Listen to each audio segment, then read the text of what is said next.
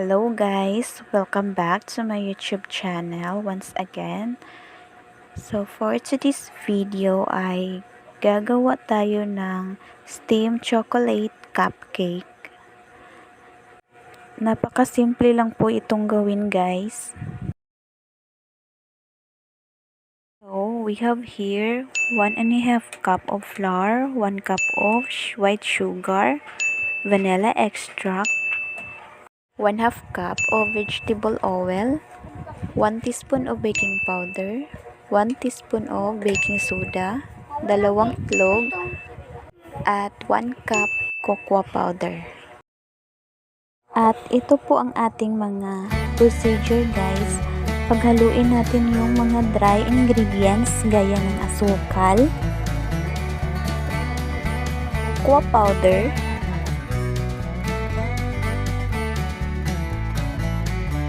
ilagay na rin natin yung ating baking powder at baking soda. At pagkatapos ay halu-haluin natin siya guys. At ituloy lang natin ang paghahalo.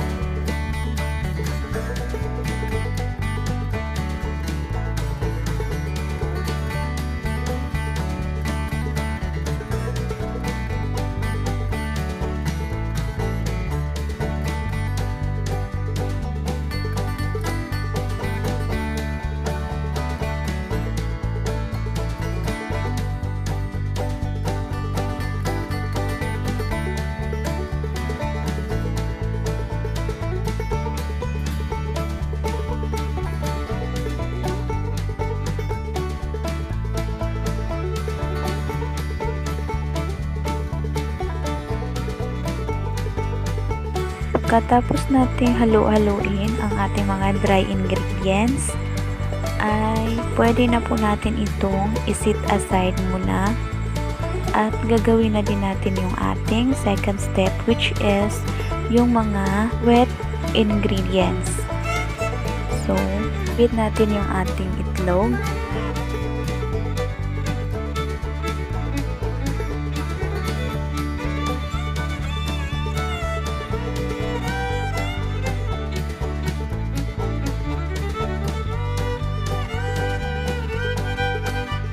At pagkatapos ay ilagay na rin natin yung ating evaporated milk.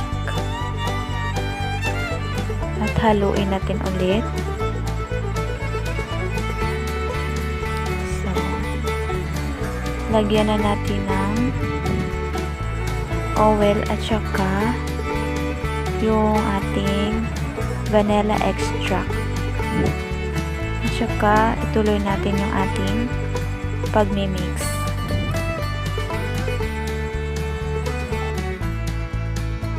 At pagkatapos ay i-mix na natin yung ating dry ingredients at saka yung wet ingredients. So ayan. Tsaka haluin natin ng dahan-dahan lang guys hanggang sa mag-mix na yung ating mixture.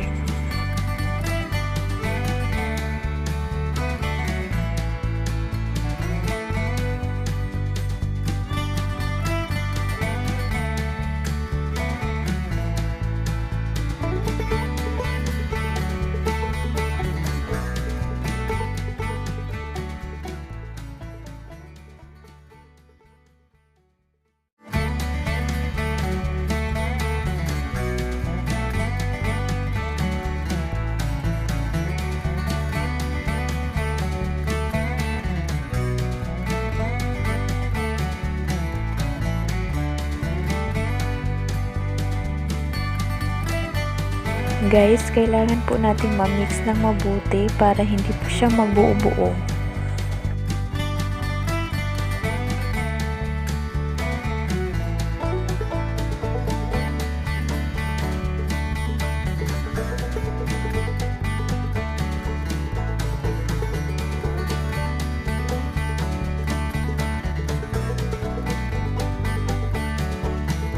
At magdagdag na rin tayo ng 1/2 cup of hot water.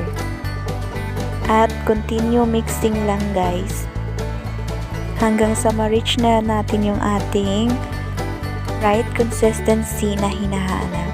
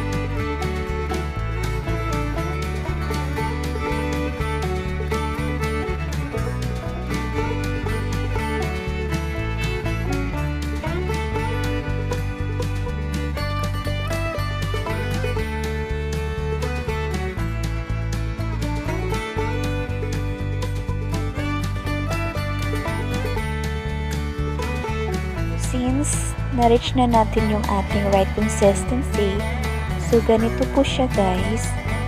Yan. So, pwede natin yung iset aside at i-prepare na natin yung ating cupcake liner.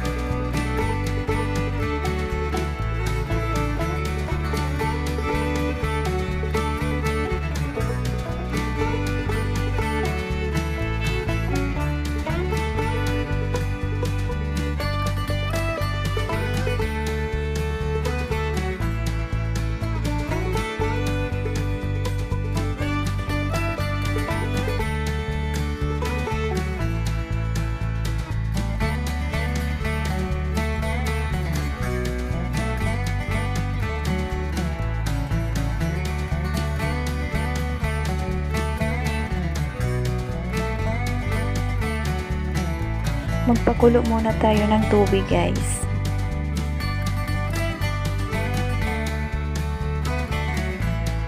Ilagay muna natin sa steamer yung ating mga nagawang cupcakes.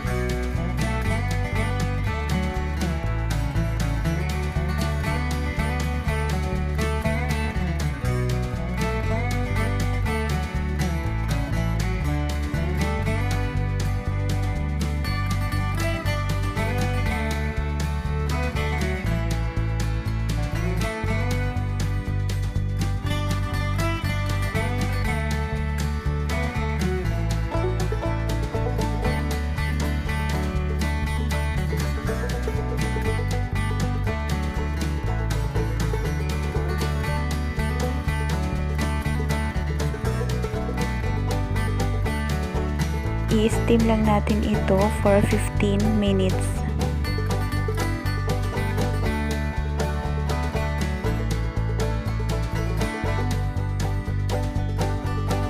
So, after 15 minutes guys, so ganito na po siya.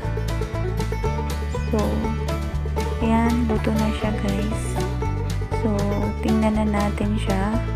So, napaka-soft niya guys. Ayan. So, ang ganda guys, no? Si fluffy yung ating nagawang cupcake.